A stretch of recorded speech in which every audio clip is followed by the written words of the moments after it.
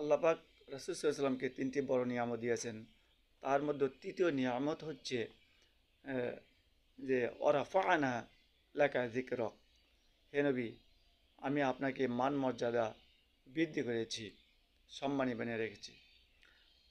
আপনার প্রতি যারাই ঈমান আনবে তারা পৃথিবীতে দেশ বিদেশে আপনার কথা ছড়িয়ে দিবে। আপনাকে নবী হিসেবে আমি পাঠিয়ে দিয়েছি। সুতরাং আপনার দায়িত্ব বড় দায়িত্ব, মর্যাদাশীল দায়িত্ব। আপনার দিকে বিবেচনা করে আমি আপনাকে নবী হিসেবে এ সম্মানিত পদ মর্যাদা দিয়েছি। কাজেই আপনাকে দেওয়া হয়েছে অনেক নিয়ামত। সুতরাং আপনি পেরেশানি হবেন না, দুশ্চিন্তা করবেন না। আপনি আপনার ইবাদতে লেগে থাকেন, আল্লাহর ইবাদতে লেগে থাকেন। আমরা যারা ইসলামিক কর্মী আছি এই সূরার দিকে আমরা ফলো করব ইনশাআল্লাহ।